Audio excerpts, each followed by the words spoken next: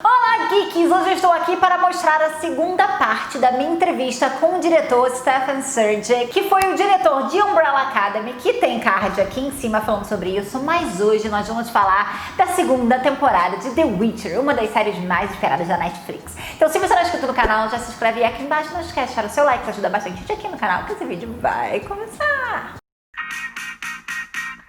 So you said that you were working The Witcher, the second season. That is another huge hit on Netflix. You only work on hits on Netflix. Well, it's become that way. They've been very good to me. Netflix has been very good to me. I work a little bit with Apple, and I got a little chance to work with Amazon. But basically, The Witcher is new for me. The universe is new, and I watched and studied everything, and I know Lauren, so I can call her and ask her any questions I have. But, and I have to be careful here, but I know that one of the things that happened last year is the character of Geralt and the character of Ciri never really crossed until the very end. Yes. The very end, they connect they just touch. Yes. So clearly in this new, as moving forward, he of course becomes her protector in a way, we know this, but we learn about aspects of both of them that we wouldn't have any idea existed if we weren't in that relationship. So it's very, very telling. It's very revealing. The conflicted aspects of the personalities, things that, and the other thing that happens is the timeline has changed. So I actually like the time, I'm probably the one guy jumped around because it gave me something to work on. Yes. Like I like a bit of a riddle in a show. I work and figure it out. And finally, I was one of the 3 people that watched this show Rubicon. There's a show Rubicon in America. It was launched. I think they did 3 episodes and they buried it. I was like, what happened? I have to know the map. In this show, with that timeline, it gave me something to work on. Well, that timeline is actually gone now. It's a straightforward timeline. And so it moves in a more conventional, pace. So most people will like it more. I think that you and I will find other things to work on in terms of the riddles and the Easter eggs and the bits that are hidden.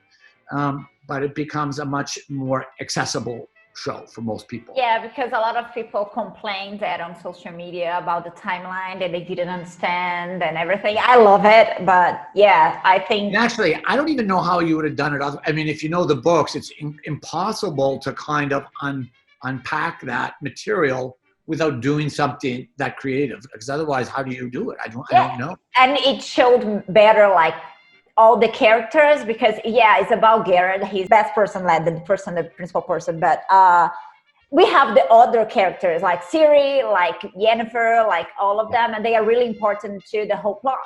So we need to understand like the journeys so we can go forward in the other seasons. Yeah.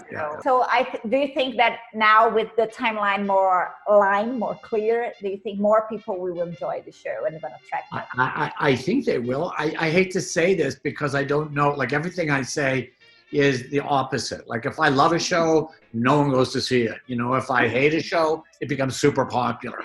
I remember finishing Jessica Jones. I was going, well, we did our best. I think it would be, it's pretty good, but I don't know if it did great. It blew my mind how well it did. And then there was another show, short remain unnamed, that I was going, well, that was the greatest. I think we're going to be so successful, and nothing over the cliff. So I'm not going to say because I don't want to curse anything, but I think it was already off to a strong start in the first season, and I think that it has a built-in audience, and that audience, plays the game. They know the books. I'm a big fan of the original author. I'm a big fan of Lauren Hirsch. I love working with Henry Cavill and all the characters on the piece. I'm a super fan. Yeah, I know. He's like. And I'll tell you one thing about him. I don't know if you knew this, but he does all his own stunts. So that is super impressive. A big bag for me because I'm always worried that if anyone, no one can get hurt. If someone gets hurt on my watch, it kind of goes on my scorecard, and the whole show stops because he's hurt. No, I don't even want him to get hurt. Now, by the way, he could pick me up and throw me into the ceiling with one arm, but in the meantime, I still got to make sure he doesn't get hurt. I got to watch it. I got to watch for that. He's a spectacular athlete.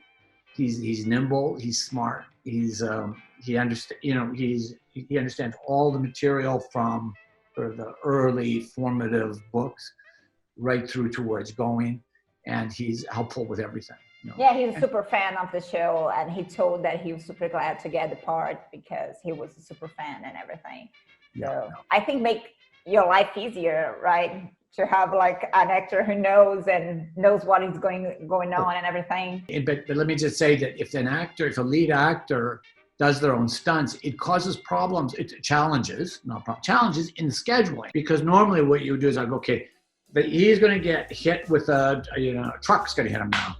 And there's no trucks in the show, but someone's supposed to cut it, and normally we would take a stunt double. It looks exactly like, we're really trained up. They live and they breathe that character. And then I take him and do another scene with him while they shot that. And you're able to cross board and accelerate your production fundamentally. In this particular case, that isn't what happens, but what you win is a detailed, like even in a close-up of someone's hands that may be sticking something into the wall, a little note, if the character and the actor are good, you will learn from that moment all kinds of insightful aspects of that personality in that little close-up. And that's what you get with Henry Cavill. You get somebody who every single close-up, every single stunt, you learn something about that character. And he makes sure you do. You said that we're gonna see more stuff because we didn't know about the Jared and Siri. They didn't know each other in the first season. So Lauren actually told to the rep that this season we're gonna see a lot of their relationship because they know they are destined to each other, but they don't know each other. So probably gonna have like a little stuff there that they probably won't they want to hit like all the time. So and my mouth is covered, but yes, we're gonna see like another side of Garrett, like maybe a more parent side of him with her. You are going to see him struggling to be a good protector and parent and uncle and big brother and all of the above. You're going to see him go through that struggle. Because he's not good with people. He is a warrior. He was put on the planet to kill that monster over there, and he's really good at it. And suddenly he has to nurture, and he has to protect, and he has to do something that he wasn't designed for. Now, what we learn, of course, is that he's not exactly like all witchers. He has a certain, I don't call it a soft spot, or is it a strength? I'm not sure, but he's someone who cares profoundly about, other issues, not just killing the monster, I think I've just said too much. I think you just got me. No, you got me. We just talking. There's no recording, nothing. I can't say more than that, but it will be definitely much more of a relationship. That's good. It's different. Like we can see like each season different than the other. So I guess it's a good growing on the show. What was that show with, it was one of the characters from X-Men, with the long claws, and there was the little girl that he protected. It's a bit of that vibe, or the professional, or there's a little bit of that in it. We saw a little bit of that on the movie, Logan. Logan is a pretty good example of the DNA of that kind of relationship. You have somebody being a protector, and at the same time, what happens in Logan? He becomes protected by that. He learns from that other person, which is typically, the most interesting turn.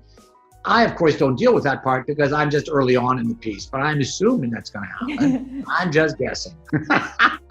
Let's hope so. And are you excited to go? Because you didn't go there because of all this COVID virus. We started 6 months ago. I began, did all my prep, went to the United Kingdom, got a hotel in London, worked at the base just outside the city, and shot for 6 or 7 weeks, and then we were put on hold. Mm-hmm. And now I just got my test from the lab back. I'm negative of everything. They even tested me for things I shouldn't have been tested for, but I seem to be clear. It's fine. I can't even say the words on this review. I just thought, why did you test me for that? Anyway, so I'm negative, COVID negative, and I have all of my, all of my supplies and my masks and everything ready to go. And we are actually going to do, when we get there, we're actually going to do our first rehearsal is going to be a day of COVID rehearsal. We're going to show up. Everyone being in quarantine, everyone's going to test as we go into the studio. Everyone gets tested, test. 300 people get tested. We go on a set into our there's all these protocols that are now set up to make it safe for the shoot. They're going to turn on the air cleaners. Everyone's going to put on their masks, and then we're going to go through, pretend shooting a scene. We're going to act as if we're shooting a scene. Okay. And we're not going to shoot. No actors, just stunt people, masks. And we're going to go through the whole day as if we're shooting with COVID, but we're not shooting anything. And then at the end of the day, we're going to do a post-mortem and do an analysis of how long it took, what was effective, what didn't appear to be effective. We're going to confer with the specialist that Netflix is sending with us, how we did. And then we're going to make some adjustments. And then 2 weeks later, we're going to hit it hard. I'm going to go in. This virus just makes everything more complicated. But it's good that we can start to have record again, and because we are super excited to see the shows go back and the movies and everything. I'm glad that you are going there, and I hope all the prep gets really great so fast so we can know more spoilers from the backstage and everything. Well, I hope I have interesting stories to bring back to you. On the way back, when they sent us back again, I put on my mask and I wrapped up like I was on my way to Mars as I got on the aircraft. And on the aircraft, I got an email from my producer, and she told me that there was a notice from Netflix. They informed me that I'd been in protracted exposure with an actor who just tested positive. So I should go straight to quarantine when I got back to Los Angeles and get tested and proceed as if I'd been infected. And so I thought, here I am, dressed up to avoid getting any virus on this airplane, and now all of this gear is protecting everyone else on the airplane from me. And you know what? Both are true, and we should all probably carry on with that in mind, that we protect ourselves and we protect our friends, and that's how we proceed. So, what can we expect from you in the future? Because you continue doing better and better and better. So.